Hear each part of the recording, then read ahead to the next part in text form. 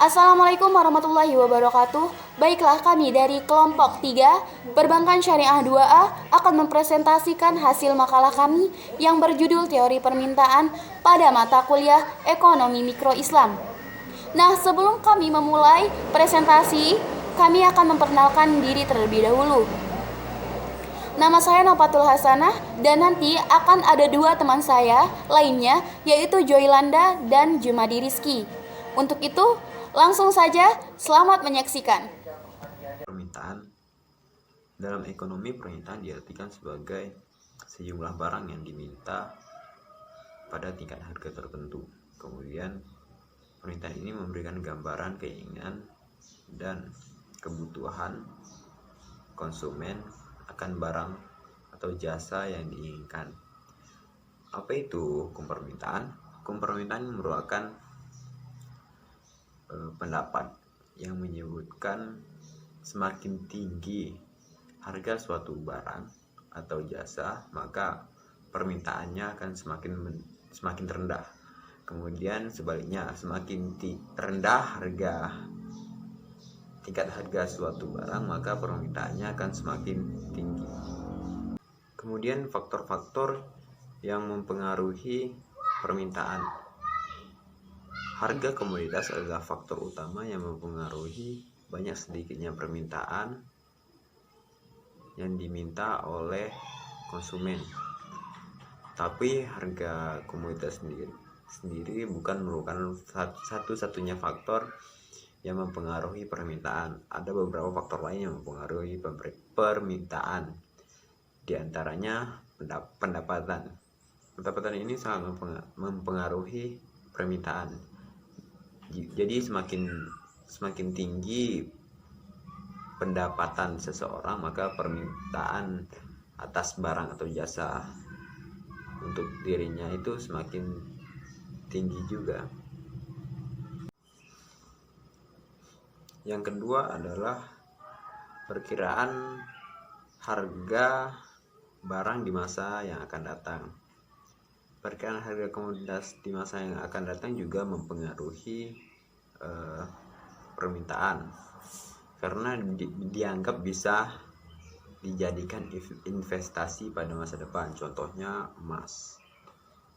Ini adalah selera.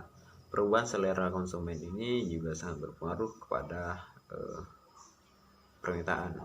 Selera konsumen ini sendiri sangat bervariasi. Karena selera konsumen yang bervariasi inilah yang membuat produsen berani untuk menciptakan barang-barang baru dan bervariasi.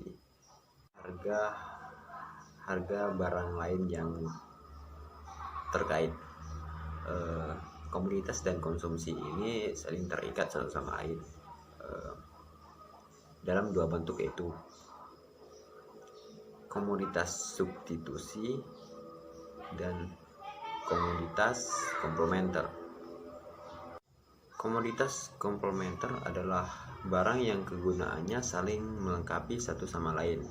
Jika suatu barang tidak ada, maka barang yang lainnya akan mengalami penurunan fungsi, bahkan tidak dapat digunakan sama sekali. Contohnya pulpen dan tinta. Selanjutnya adalah komoditas substitusi. Komoditas substitusi ini adalah barang yang digunakan untuk memenuhi kebutuhan manusia yang bisa saling menggantikan fungsinya secara sempurna. Contohnya nasi dan jagung. Kenaikan harga suatu komoditas tertentu akan mendorong naiknya jumlah barang substitusi yang diminta. Sebaliknya, penurunan harga komoditas tertentu akan mendorong turunnya sejumlah komoditas substitusi yang diminta. Sedangkan untuk komoditas komplementer, kenaikan harga komoditas utama akan menurunkan terhadap permintaan komoditas komplementer. Contoh kasus komoditas substitusi adalah permintaan terhadap susu bubuk akan meningkat apabila harga susu murni naik. Harga susu murni meningkat. Selanjutnya adalah teori permintaan dalam perspektif Islam. Teori permintaan dalam perspektif konvensional dan perspektif Islam hampir sama. Teori permintaan adalah teori yang menjelaskan bagaimana hubungan antara harga dan permintaan. Teori permintaan adalah permintaan lurus antara permintaan terhadap harganya, yaitu apabila permintaan naik maka harga relatif naik. Sebaliknya bila permintaan turun, harganya juga akan relatif turun. Di dalam Islam, biarpun memiliki teori permintaan yang relatif sama dengan konvensional, namun terdapat batasan-batasan syariah yang harus diperhatikan oleh setiap orang Islam dalam membeli ataupun dalam melakukan permintaan terhadap suatu barang. Orang Islam harus memilih barang yang halal dan dapat memberikan keberkahan. Dalam Islam sudah cukup jelas klasifikasi yang mana komoditas halal dan haram, seperti dalam Quran surat An-Nahl ayat 114, kemudian Quran surat Al-Baqarah 167 dan 173, Quran surat Al-Maidah ayat 87 sampai 88 yang telah memberikan batasan dalam membeli dan menggunakan barang atau suatu komoditas. Selanjutnya, materi selanjutnya akan dijelaskan oleh Nafatul Hasanah. Saya akan melanjutkan presentasi yang telah dilakukan oleh Saudara Joelanda. Poin keempat yaitu adalah pilihan konsumen melalui pendekatan isomaslahah. Pendekatan isomaslahah merupakan pendekatan yang didasarkan oleh bagaimana manfaat ataupun keberkahan suatu barang dapat dirasakan tapi tidak bisa diukur. Pada poin keempat ini terdapat 4 pembahasan. Yang pertama yaitu karakteristik isomaslahah. Kandungan berkah dalam suatu barang mempengaruhi pilihan konsumen. Konsumen itu akan cenderung memilih barang yang memiliki tingkat keberkahan yang tinggi dibandingkan yang kecil. Namun kondisi ini dipengaruhi oleh bagaimana kondisi kantong mereka. Yang kedua yaitu adalah bentuk kurva isomaslahah. Kurva isomaslahah memperlihatkan bagaimana kombinasi antara dua barang ataupun jasa dalam memberikan maslahah yang sama. Bentuk kurva isomaslahah yaitu adalah cembung dan memiliki slope negatif. Slope pada kurva isomaslahah memperlihatkan bagaimana kemampuan substitusi antar barang. Yang ketiga yaitu adalah kemampuan substitusi antar barang. Kemampuan menggantikan antar barang itu bisa dilihat dari segi bagaimana barang yang digantikan dan yang mengganti dalam mencapai tingkat maslahah yang sama. Yang keempat yaitu adalah batasan individu dan etika dalam konsumsi. Dalam melakukan kegiatan konsumsi, konsumen itu akan dihadapkan oleh kendala-kendala dan batasan. Nah, adapun batasannya yaitu adalah mereka harus mengkonsumsi barang yang halal dan thayyib, tidak menimbun barang, tidak mengkonsumsi secara berlebihan, dan memperbelanjakan kebutuhan mereka sesuai dengan kantong mereka. Dan adapun kendala-kendalanya, yaitu yang pertama itu adalah kendala anggaran. Anggaran ini merupakan kendala yang paling umum. Kenapa demikian? Karena apabila seseorang tidak memiliki anggaran, maka mereka tidak bisa memenuhi kebutuhan yang mereka butuhkan. Nah, apabila mereka mempunyai anggaran pun, mereka juga tidak boleh melupakan yang namanya zakat dan sedekah. Yang kedua yaitu adalah kendala israf. Israf merupakan sebuah kegiatan yang mengarah ke mubazir. Israf ini harus dihindari. Kenapa demikian? Karena apabila israf ini dijalankan, maka kita itu akan sulit mencari maslahah. Yang ketiga yaitu adalah mempertimbangkan kebutuhan orang lain. Apabila kita telah memenuhi kebutuhan kita sendiri, maka ada baiknya kita itu memberikan sedikit dari apa yang telah kita dapatkan kepada sanak saudara, fakir miskin, dan anak yatim. Poin kelima, kurva permintaan.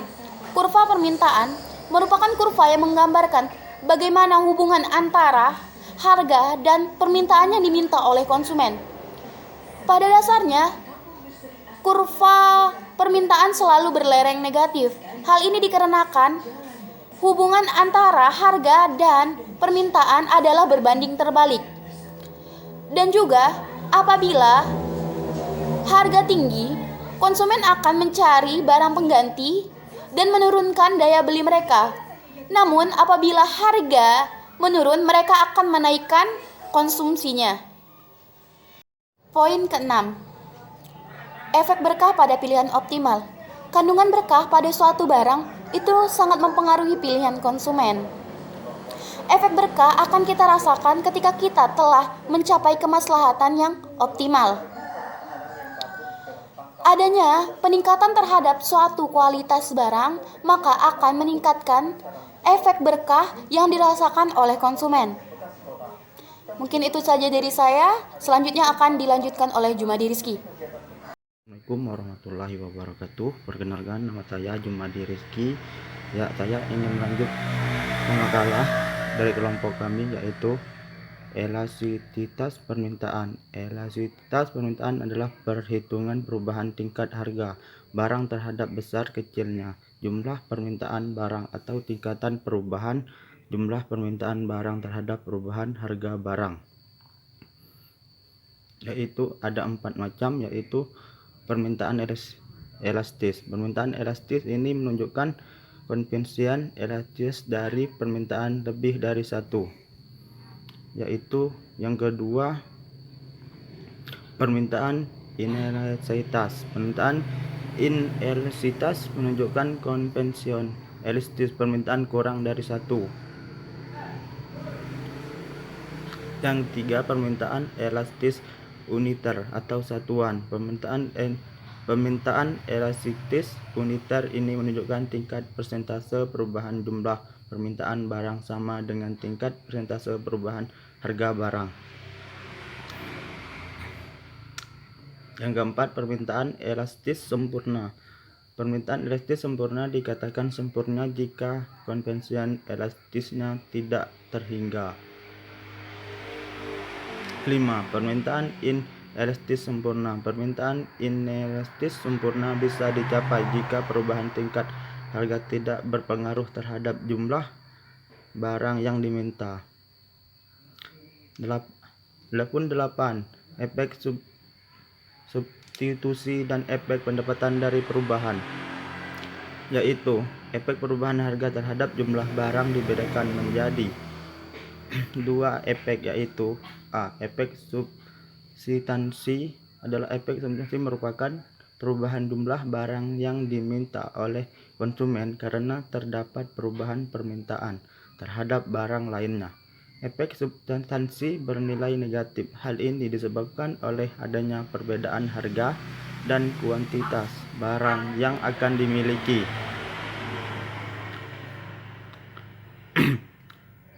Kenaikan harga yang akan membuat beberapa kemungkinan yang terjadi. Efek substitusi yaitu 1.